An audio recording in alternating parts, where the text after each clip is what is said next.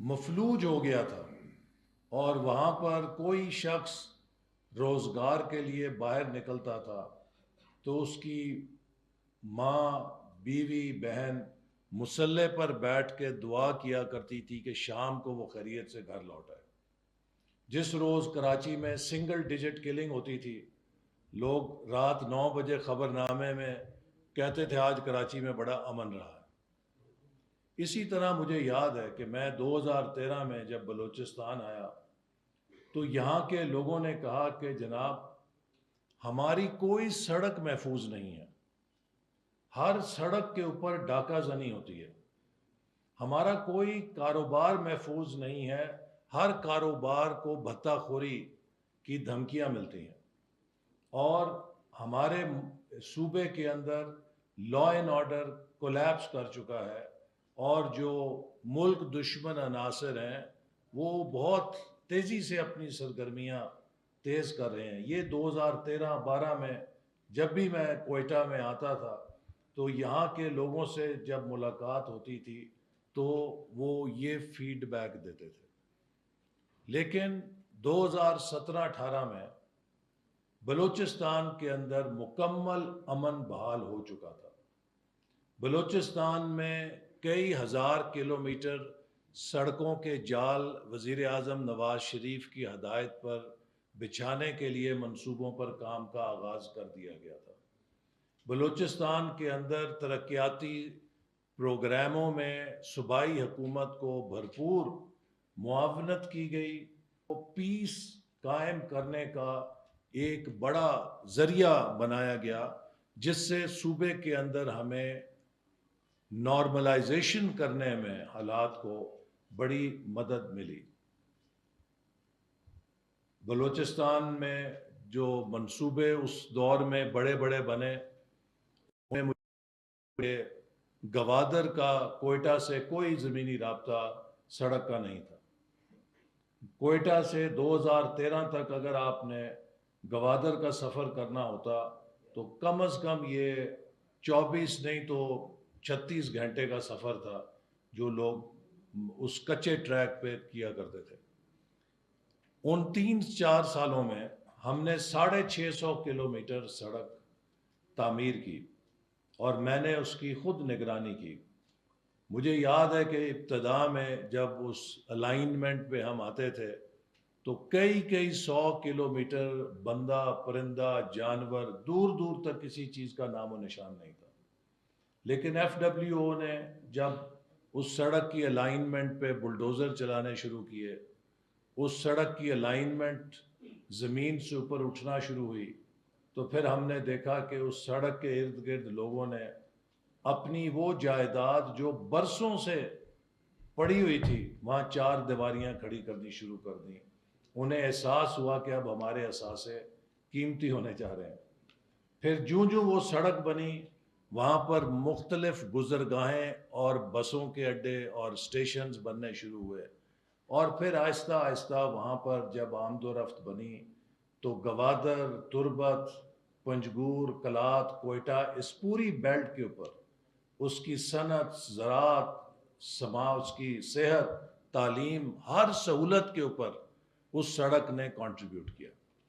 تو آپ مجھے یہ بتائیے کہ اگر گوادر سے کوئٹہ کو ملانے کے لیے سڑک تعمیر ہو رہی تھی تو کیا یہ بلوچستان کے ساتھ دشمنی تھی یا بلوچستان کے ساتھ دوستی تھی؟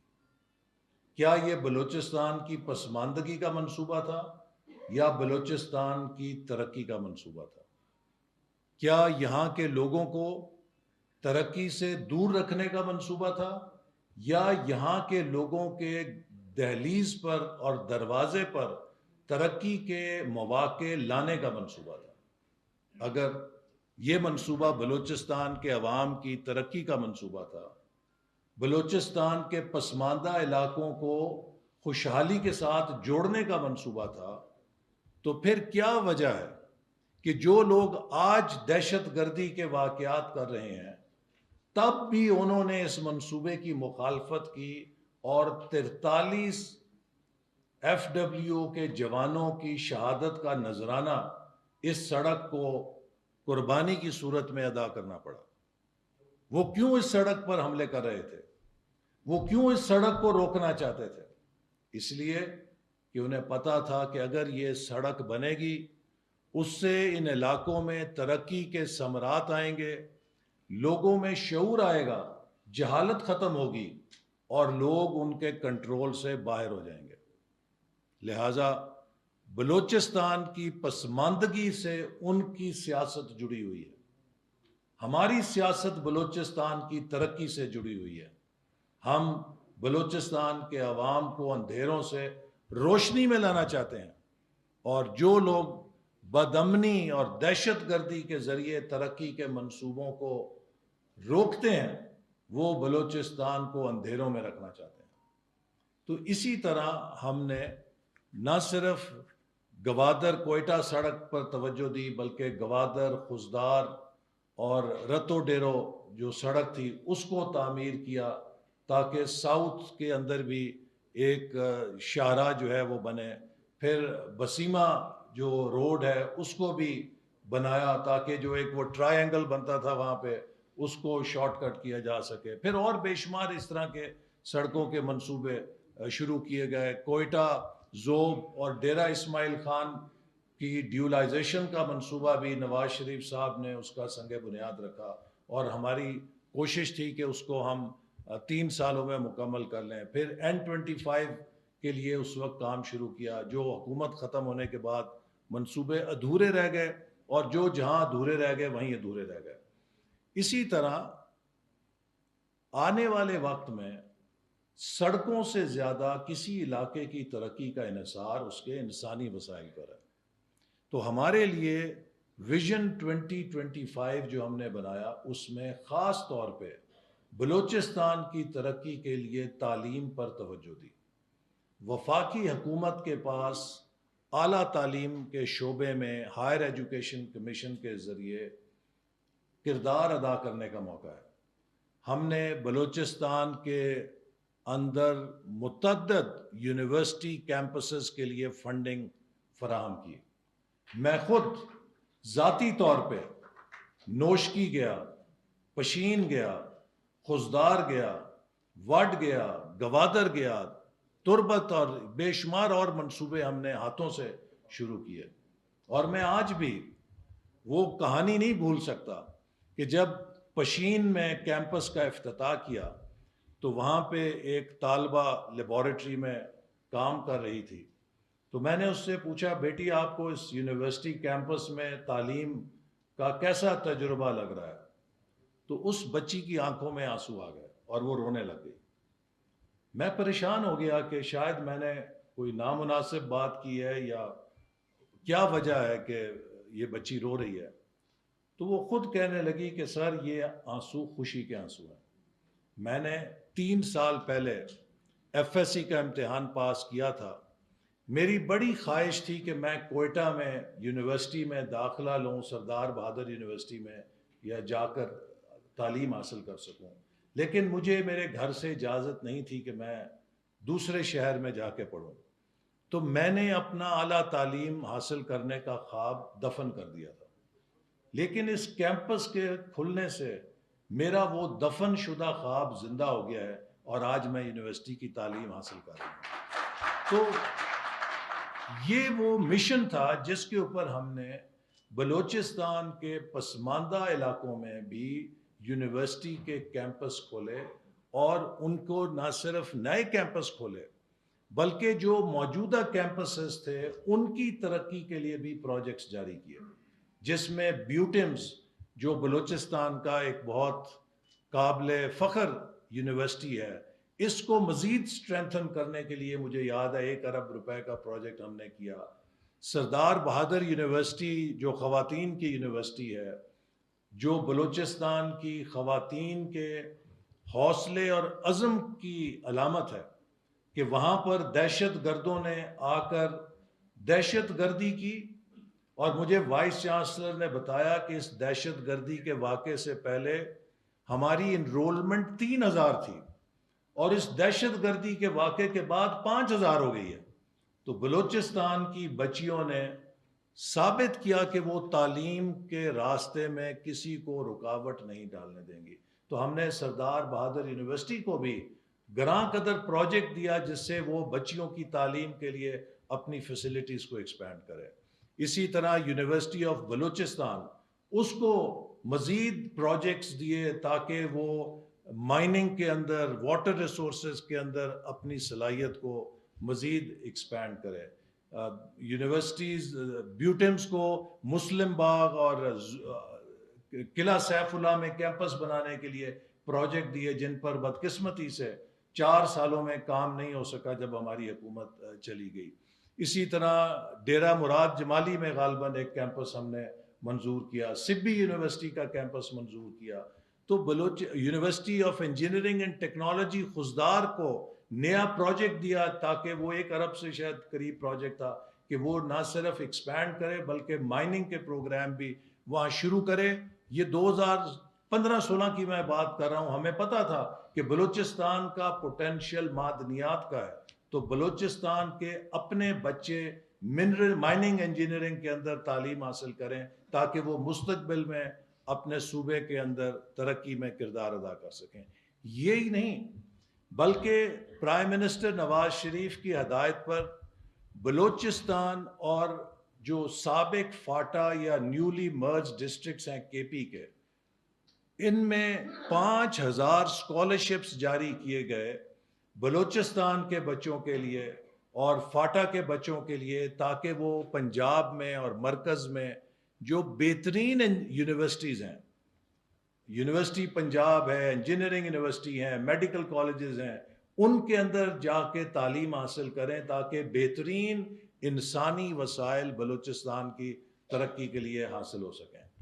کوئٹہ میں جب کچہری کے اندر ایک بہت بڑا دھماکے سے خطیر ہماری تعداد وکلا کی شہید ہو گئی، تو ہم نے ہائر ایجوکیشن کمیشن کے ذریعے بلوچستان میں لاء کے اسٹوڈنٹس کے لیے ملک کے اندر اور بیرون ملک، چونکہ اس میں کئی بیرون ملک پڑے ہوئے لائر شہید ہو گئے تھے، تو ہم نے بلوچستان کے وکلا کے لیے بیرون ملک جا کے تعلیم حاصل کرنے کے لیے بھی اسکالرشپ جاری کی ہے.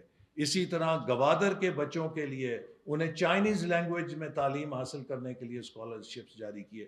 تو یہ ایک طویل فہرست ہے کہ جو 2013 سے 18 ہم نے ایک سوشو اکنامک ڈیولپمنٹ کے مربوط پروگرام کے تحت، جس میں انفراسٹرکچر بھی تھا اور جس میں تعلیم کی ترقی بھی شامل تھی، اس پر عمل کیا. اور پھر 2017-18 میں آپ نے دیکھا کہ بلوچستان میں سڑکیں بھی آباد تھیں اور امن بھی تھا اور ہر چیز بڑے کامیابی سے آگے چل رہی تھی، ملک آگے چل رہا تھا.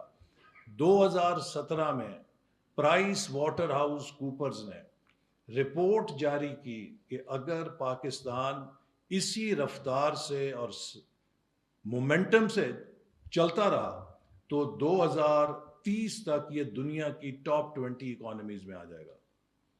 یہ ہمارے اس پروگرام کی تصدیق تھی جو ہم نے ویژن 25 میں اہداف رکھے تھے.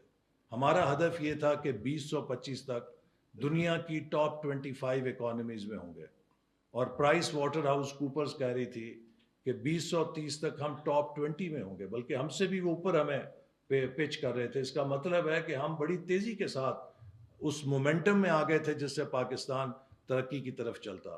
لیکن 2018 میں ہمارے ساتھ تیسری دفعہ حادثہ ہوا کہ جس نے پاکستان کی تیسری اڑان کو کریش کر دیا. پاکستان نے ماضی میں 3 اڑانیں بھری ہیں اور تینوں بار ہم ان اڑانوں میں پائیدار ترقی کو برقرار نہیں رکھ سکے اور وہ اڑان کچھ ہی دیر بعد کریش ہو گئی. اس کی کیا وجوہات ہیں؟ ہمیں سمجھنے کی ضرورت ہے. کیا وجہ ہے کہ ہم دوسرے ملکوں کے مقابلے میں ترقی نہیں کر سکے؟ اگر ہم اپنی ترقی کا خواتین و حضرات جائزہ لیں تو اس کے 2 پہلو ہیں. ایک پہلو ہے پاکستان بمقابلہ پاکستان. 1947 کا پاکستان کیا تھا اور 2025 کا پاکستان کیا ہے.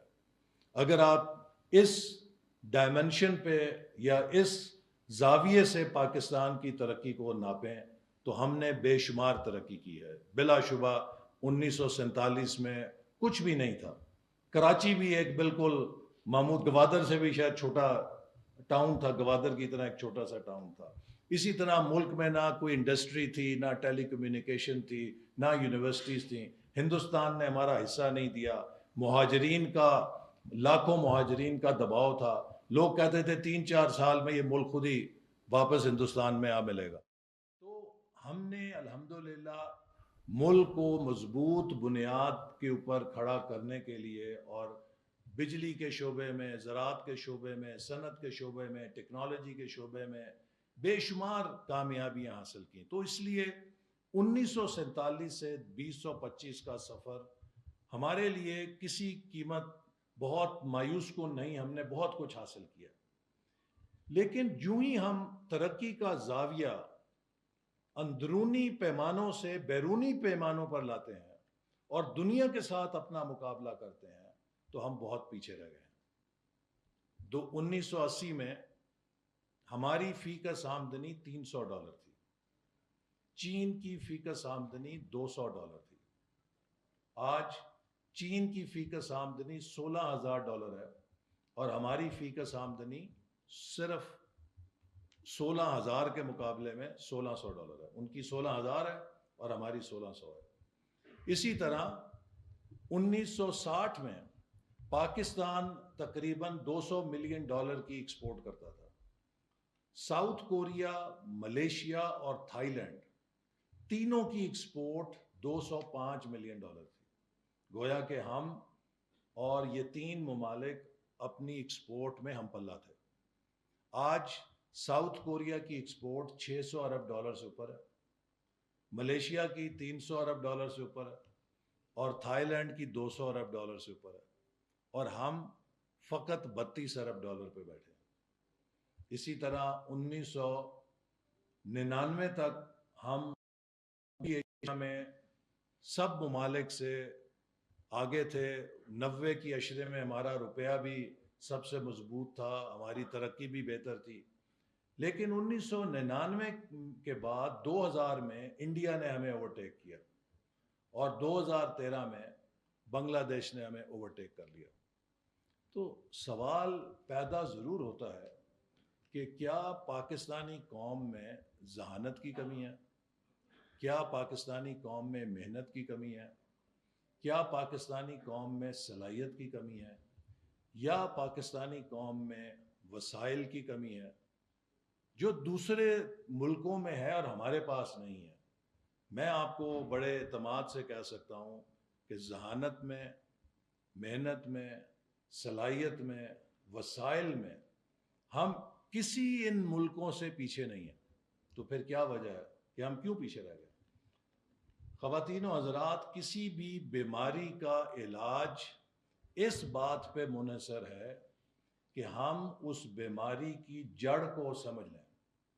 اگر آپ اس بیماری کی اصل وجہ اور جڑ کو نہیں سمجھیں گے تو آپ کبھی اس کا علاج نہیں کر سکتے. ایک FRCS ڈاکٹر بڑا ڈگریوں والا ہو، وہ اگر اصل جڑ کو نہیں پکڑے گا تو جو مرضی نسخہ لکھے وہ عالم فاضل، وہ نسخہ کوئی کارگر نہیں ہوگا.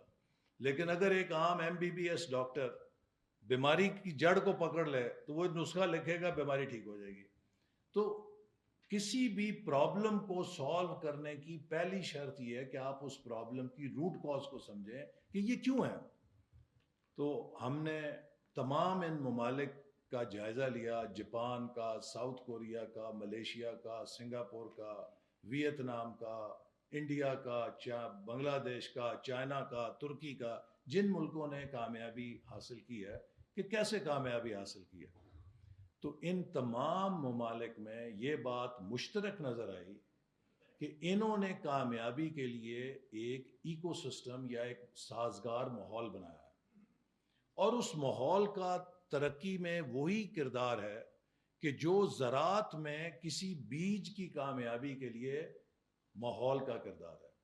آپ گندم کا بہترین بیج لیں لیکن اگر وہ موسم میں نہیں لگایا جائے گا وہ کارگر نہیں ہوگا. آپ گندم کا بہترین بیج لیں، موسم ہے لیکن زمین آپ نے تیار نہیں کی تو کارگر نہیں ہوگا.